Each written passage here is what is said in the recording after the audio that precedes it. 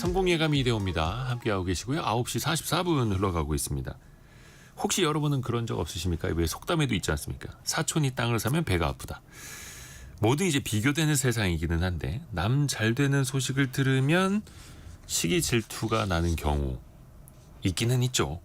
심리학개론 시간에 같이 한번 또 깊이 새겨보시죠. 생각해보시죠. 연세대 이헌주 연구교수와 함께합니다. 안녕하세요. 네, 안녕하세요. 교수님 어디 질투 좀 하세요? 아유, 그럼요. 그러세요? 네. 질투는 전혀 안 하실 것 같은데? 질투는 굉장히 보편적 감정이죠. 네. 나쁜 것만은 아니고 네. 하나씩 들어가 볼게요. 네. 왜 우리가 시기와 질투 이렇게 붙여서 많이들 이야기를 하잖아요. 그렇죠. 근데 이게 심리학적으로 차이가 있는 거예요? 일단 이제 비슷하게 쓰이긴 하는데 네. 엄밀하게 보면 좀 차이가 있기는 해요. 먼저 이제 질투에 대해서 이야기를 해보자면 네. 사실 질투는 무지무지 보편적 감정이고요.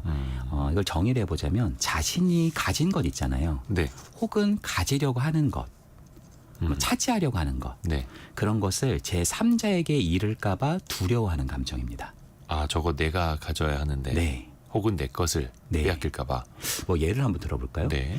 만약에 제가 이제 만약에 20살로 돌아갔다고 한번 해보죠. 네. 그 20살 이제 파릇파릇한 나이에 어떤 여성을 굉장히 제가 좋아하는 거예요. 네네네. 근데 그 여성은 제 친구를 좋아하는 것처럼 보여요. 그럼 그게 질투. 그러면 이제 질투가 나는 거죠. 옛날에 질투라는 드라마가 있었던 것처럼. 딱 그거네요. 그렇죠. 근데 이제 그 친구가 예. 저한테 와서 야, 내가 너한테 할 말이 하나 있어. 이런 얘기를 하는 거예요. 예. 그러면서 사실은 그 여자가 제 친구한테 가서 뭔가 속닥속닥거리고 했던 말이 네. 야, 걔가 널 좋아해서 나한테 연결해 달라더라. 반전이네요. 이렇게 말하면 예. 모든 질투가 싹 내려가는 그런 경향이다. 예, 영화처럼. 네. 고개 질투. 네. 시기심은 사실 타인이 가진 것을 부러워하고 소유하고 싶어하는 감정입니다. 그러니까 좀 더 공격적인 성향을 띠고요. 사실 정신분석적으로 보면 조금 더 원초적이고 파괴적인 감정이라고 이야기를 합니다. 예를 들어서 이런 겁니다. 질투는 질투의 대상인 가방이 있다고 한번 해볼게요. 가방. 그럼 그 가방을 주면 그 질투는 끝납니다. 아까 그 친구도 제가 아까 좋아하는 여성이 있었지만 예, 그 여성과 자기가 관계가 없다라고 하는 순간 제가 그 친구에 대한 질투의 감정은 사라진다는 거예요. 네. 근데 시기심은요. 예. 그렇게 가방을 주고 뭐 다른 것들을 다 줘도 안 끝납니다.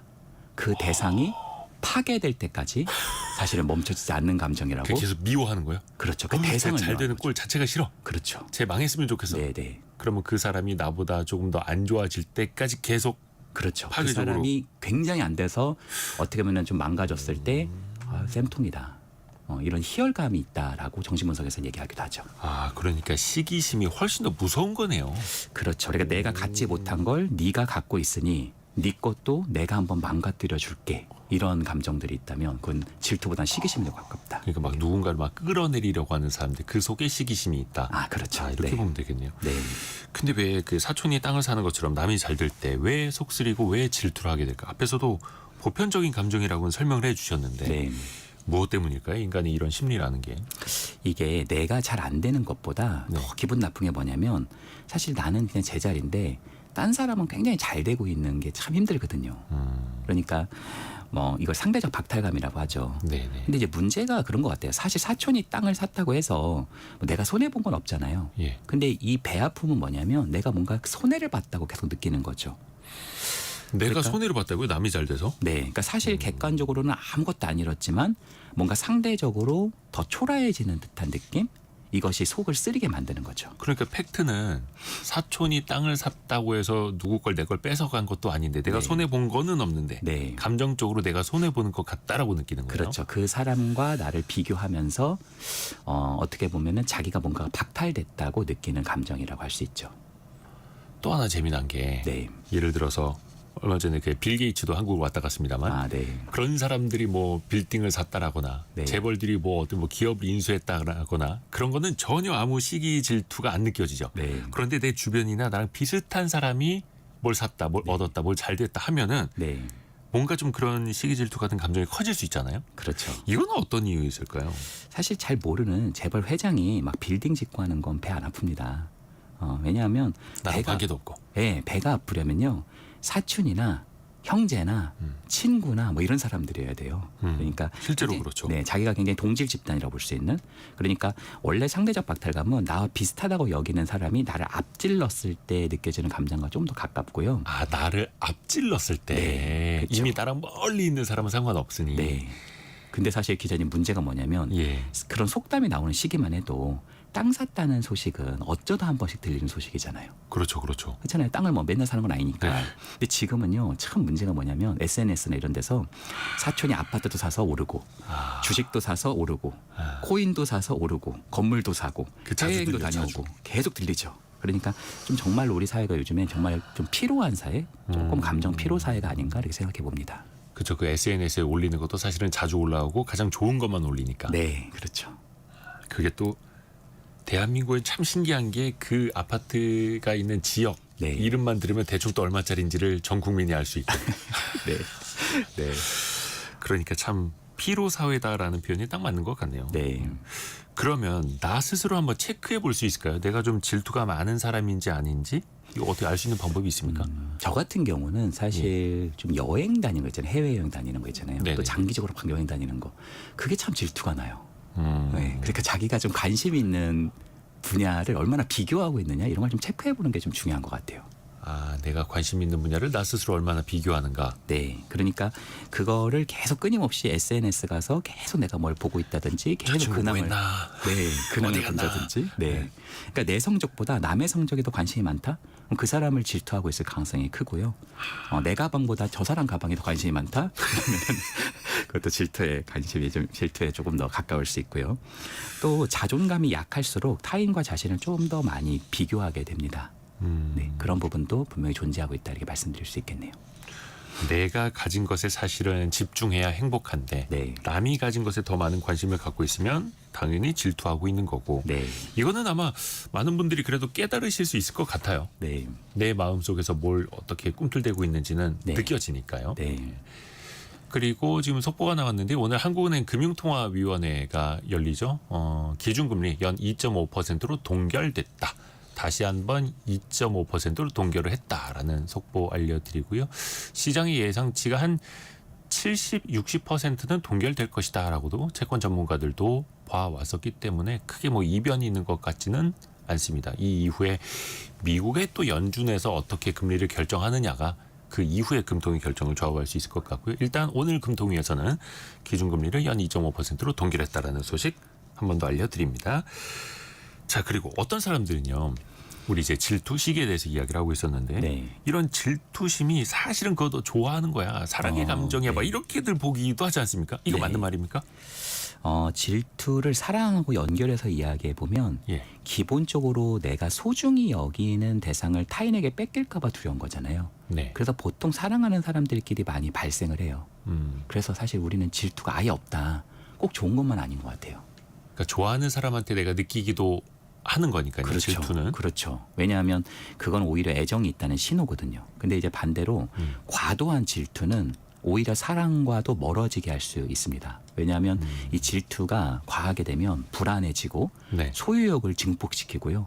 불신을 형성시키고요. 그러다 보니까 더 집착하게 되고 어떤 네. 면에서는 좀 더 통제하거나 권력 이슈로 나오기도 하거든요.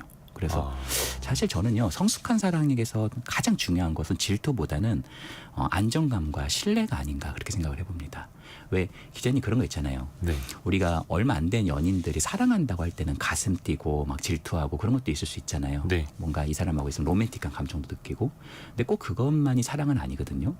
우리가 만약에 부부 생활을 15년, 20년 했다고 했을 때 막 로맨틱한 감정이 있지는 않지만 아, 그렇죠. 그 사람과 함께 있으면 편안하고 안정감을 느끼는 거. 네. 그건 역시도 사랑이 굉장히 중요한 부분이다 이렇게 말씀드리고 싶네요. 그렇죠. 그게 진짜 오래 갈 수 있는 거고. 네.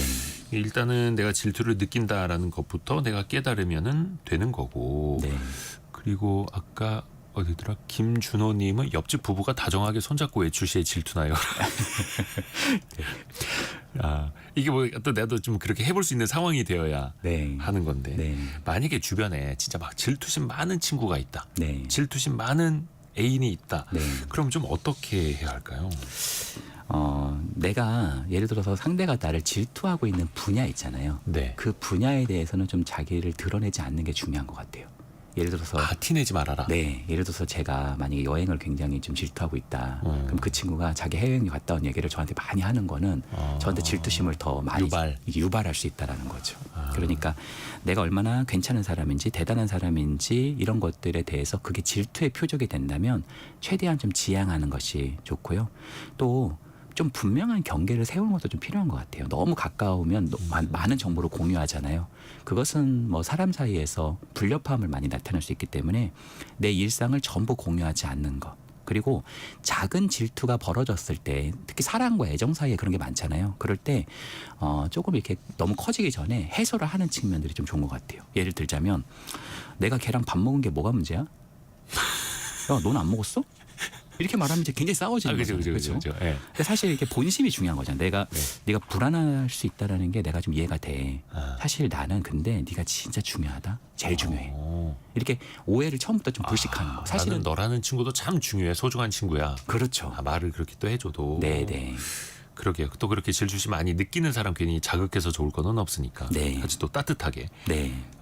근데 아까 어떤 분들이 그 질투는 나의 힘입니다. 막 이런 식으로도 글을 올려주셨는데 예전에 그런 영화 제목도 있지 않았나요? 이게 네. 질투가 어떻게 좀 긍정적으로 작용할 수도 있어요? 아들러라고 하는 사람이 있어요. 미움받을 용기라는 책, 굉장히 유명한 책 있잖아요. 거기에 네. 이제 그 이론을 만든 그 이론의 이제 기반이 이제 알프레드 아들러라는 사람인데 네. 알프레드 아들러는 열등감 컴플렉스와 열등감을 나눕니다. 그리고요, 열등감 컴플렉스는 좋지 않다고 생각을 해요. 네. 그런데 열등감은 굉장히 중요한 토대가 된다고 이야기를 합니다. 사실 이 질투가 우월감과 열등감 사이에 많이 발생을 하는 거거든요. 네. 근데 아들러는 뭐라고 말하냐면 내가 열등감을 많이 느낀다라는 것은 사실 내가 그만큼 치고 올라가고 싶다라는 이야기, 성장하고 생장하고 싶다라는 그런 욕구가 있다라고 하는 것이기 때문에 오히려 건강하게 심리적으로 작용할 수 있다 이렇게 말씀하시기도 합니다. 뭔가 좀 배우려고 하는 것도 도움이 될 것 같아요. 그냥 그렇죠. 저 사람은 저거 어떻게 가졌을까? 미워 죽겠어가 아니라 네. 진짜 어떻게 저걸 갖게 되었을까? 나도 한번 배워보고 싶다. 네. 그래서 그 방법을 물어보는 것도 도움이 되더라고요. 아, 그렇죠. 그러니까 예를 들어서 어떤 사람이 저렇게 손잡고 막 가고 있는 부부를 보면서 내가 만약에 우리 시청자 사연처럼 그런 게 있다. 그럼 사실 나도 배우자가 굉장히 어떤 혹은 연인과 내가 굉장히 좀 사랑받고 싶은 욕구가 있을 수 있는 거니까 그런 것들을 조금 더 구축해 나가는 것이 오히려 좀 더 건강하고 행복한 삶을 구축할 수 있는 굉장히 중요한 토대가 될 수 있겠죠. 그걸 또 많이 또 배워야 하는 거고요. 네. 그런 또 배울 수 있는 시간. 연세대 이현주 연구교수와 함께했습니다. 고맙습니다. 네, 감사합니다. 벌써 1부를 마칠 시간인데요.